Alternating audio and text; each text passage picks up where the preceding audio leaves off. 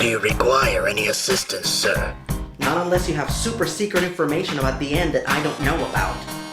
Sorry, sir. Literature on that subject matter is very scarce. Tell me about it. I've been doing research for a week, and all I've found is rumors and fan fiction. Let me guess. It's already time for Halloween Havoc, isn't it? I'm afraid so, sir. Man, it seems like I don't have time for much these days. Alright, what's first on the agenda? Slender Man. Huh. So I'm taking a break from dealing with one internet legend to take on another. Well then, let's get to work.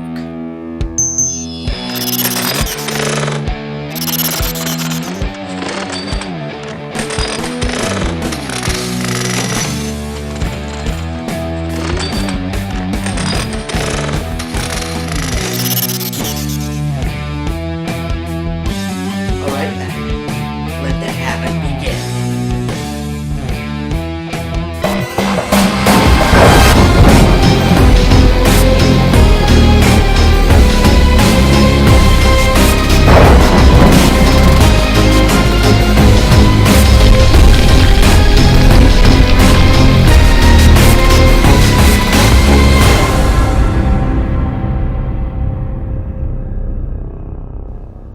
Greetings, ghouls and goblins. I'm Rodden, I'm the Blockbuster Buster, and welcome once again to Halloween Havoc. This year we begin by exploring the legend of the Slender Man. The most fascinating thing about this urban legend is that it's a modern myth, born exclusively from the internet. Unlike past cryptozoic creatures like Bigfoot, the Jersey Devil, or the Loch Ness Monster, Slender Man is 100% a product of the digital age, as the legend of this ghastly ghast began on internet forums, doctored YouTube videos, and Photoshop images. The mythology varies from person to person, but the two things that remain consistent are that Slender Man is a supernatural being with no face and a black suit who stalks and sometimes kidnaps children. The myth of this gruesome ghoul took a life of its own, igniting the imagination of the social consciousness. Henceforth, it was only a matter of time before a film studio jumped on the trend and made a movie. In this case, Sony seemed to be the studio who was the fastest draw, but as per usual, had the worst luck. As while they were smack dab in the middle of production of the Slender Man movie, a controversy arose, in which a teenage girl was attacked, and when her attackers were questioned, they said that they did what they did in service of the Slender Man. This led to a controversy that even called for a boycott of the Slender Man movie. Sony decided to cut their losses and rush the movie through post-production. They skipped both the critic and test screenings. The movie only spent about 4 weeks in theaters, and then they rushed it out to home video as quickly as possible. So what we're about to see is the result of that rush job. So without further ado, this is Sony's The Slender Man. So our movie begins with bland, boring, forgettable introductions to our four main characters. You know, they're pretty stock, generic characters and they kind of blend into one another, so I'm just gonna skip the intros and just tell you their names. They are Allie, Katie, Chloe, and Ren. Yes, most of their names end with E. So does that make keeping up with the characters while watching the movie difficult and confusing? Yes, yes it does. Some of you might find it unfair that talented young actors like Jamie King and Jazz St. Clair somehow ended up in this crappy movie. But the fact of the matter is that it is a rite of passage for a young actor to do at least one crappy horror movie in their career, like Jennifer Aniston, she was in Leprechaun, and Renee Zellweger, she was in Texas Chainsaw Massacre: The Next Generation, and Elizabeth Berkley, she was in Showgirls. Nobody is exempt. We waste a lot of valuable minutes on really crappy dialogue just to find out that a bunch of boys are going to get together and the girls are not invited. No girls allowed? Just like the Berenstein Bears. Berenstein. Huh. The girls decide to put the boys in their place by having their own girls' night and not invite them. Yeah, that'll show them. So the girls get together and do what teen girls do as a group. Watch porn. That wasn't a joke, that's what they really do. Do you think she likes that? Oh my god! Oh god, once you see it, you just can't unsee it. So, did Michael Bay write this scene? Brett Ratner? Huh, interesting. Eventually, they get bored with the porn, so they decide to further empower themselves as women and talk about what the boys are doing. As it turns out, the boys are getting together to summon the Slender Man. And thus, we begin the exposition dump as the girls share the Slender Man facts with each other. Like, if you summon him, you're inviting him to stalk you. If he stalks you, he's either going to drive you mad, kill you, or take you. Jesus, dude, just pick one. This makes me long for the days when the Joker just wanted to make you laugh. To death. But in a happy way. Love that Joker. So, motivated by the fact that the boys are doing it, so we're going to do it too, the girls decide to summon the Slender Man. And how do you summon the Slender Man? By watching a YouTube video.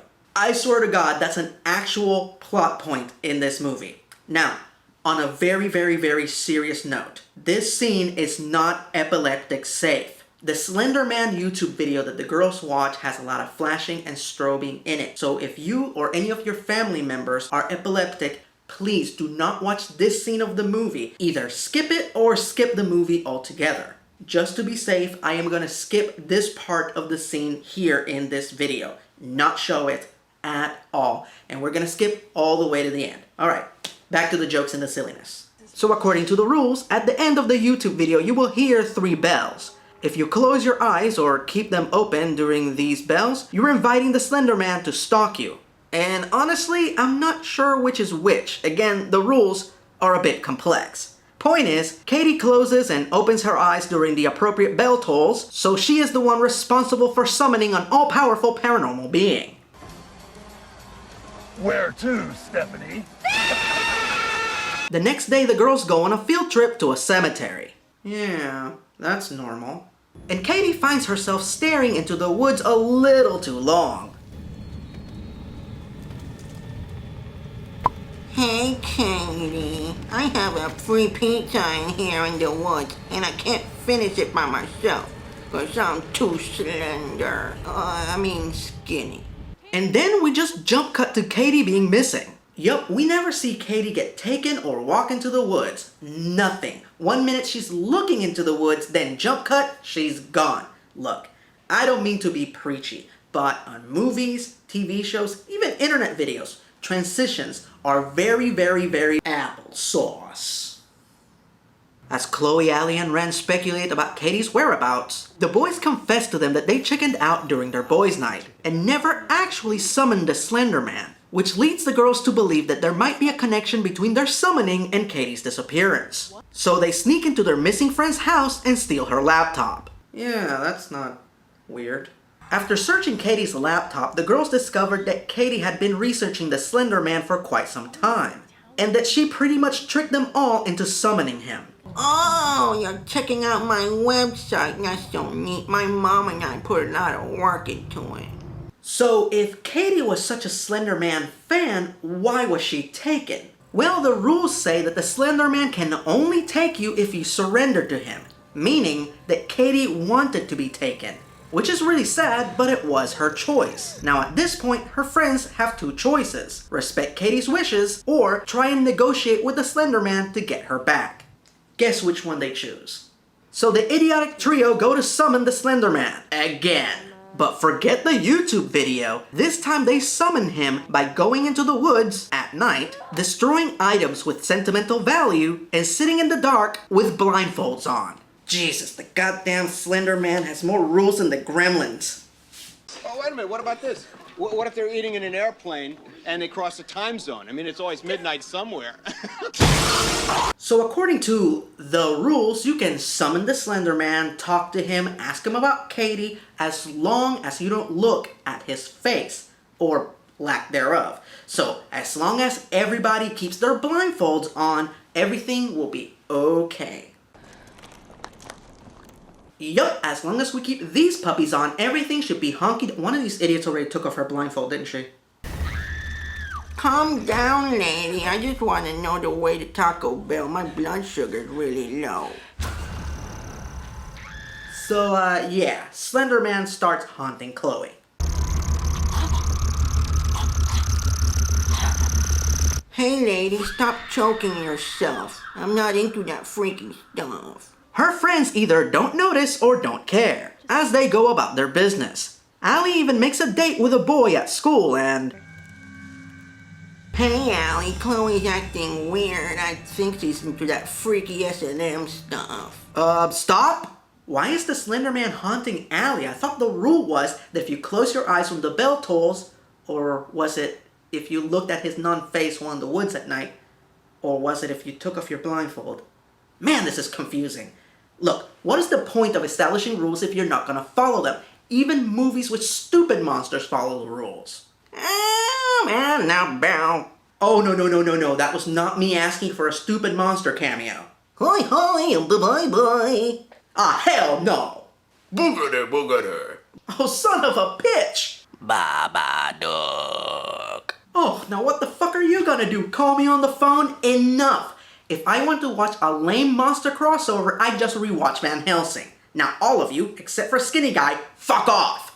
Thank you, Erod. Shut your mouth. I believe you have some teenage girls to drive insane. Yeah. Then what are you waiting for? Get to work. Alright, I never get to do anything fun. The rules go completely out the window, as Ren is also being haunted by the Slender Man, even though she didn't do any of the things that they claim make him want to haunt you. Oh no, you fell. Let me help you up. Oh, your face is so soft. What kind of moisturizer do you use? I use Jergens and it sucks. After their close encounter of the faceless kind, Ren and Allie decide to check on Chloe. Ugh. You've looked better. Oh, and apparently that's it for Chloe. This is the last time we see her in the movie. Does she live? Does she die? Does she gain the ability to see visions of the future and become best friends with the quirky teenage witch? I don't know! What we do know is that now Allie has one friend who's missing, one going insane, and one begging her for help. And what does she do in response to all this misfortune? She gives Ren the middle finger and goes on a date. I know it seems really insensitive for Allie to do this when her friends are in need, but I get it. She's experienced a lot of weird stuff in the past few days, and she just wants something normal for a change. And I'm sure that nothing odd or disturbing will happen during her date. Hey, come here. Well, that was pretty messed up. Okay, I think maybe the scene has passed. Let's check in. I'm just gonna check one more time. Okay, can we take a water break? During the water break, Allie tells her boyfriend Tom what happened to her and the other girls. Tom remedies the situation by watching the Slender Man YouTube video. Really? Allie stops him and makes him promise that he will not watch the video, to which he agrees. The very next day, he shows up late to class, looking frantic and with bruises on his arm. Holy cow, did he watch the video or not? What? Oh, this is the last that we see of Tom in the movie. So just like Chloe, we don't know if Tom lives, dies, or joins a society? I'm sorry, I don't know enough about this actor's career to make a funny reference. Suffice it to say, Allie starts to go crazier and her hallucinations get worse. But things don't get truly serious until her younger sister, Lizzie, starts having some extreme panic attacks that doctors can't explain. He had no face. He had no face. He had no face. Wait, her little sister saw the Slender Man too? When? She's barely been in the movie. Thankfully, this is one of the few things the movie does provide answers to. Apparently, Lizzie had been frequenting the Slender Man website, and she was convinced to go into the woods and summon the Slender Man by none other than Ren.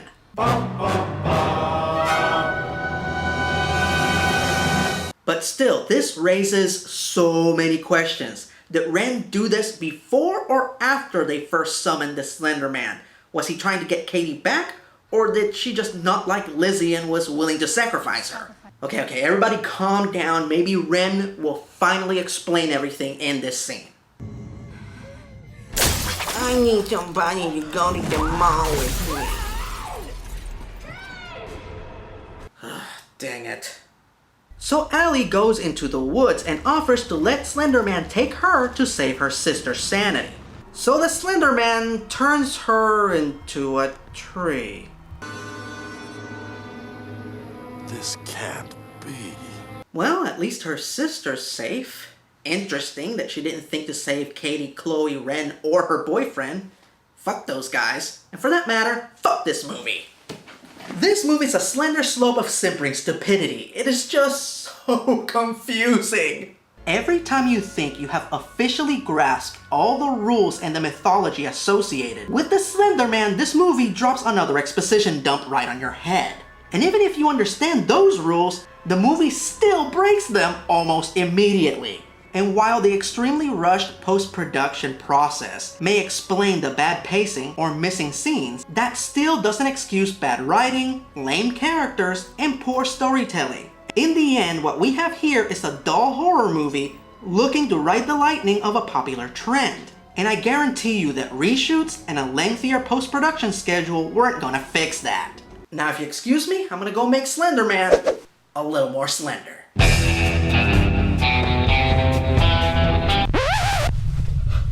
Jarvis, what's happening? We have an incoming incursion. Is it the end? Doubtful. It's small and it's coming from the ground.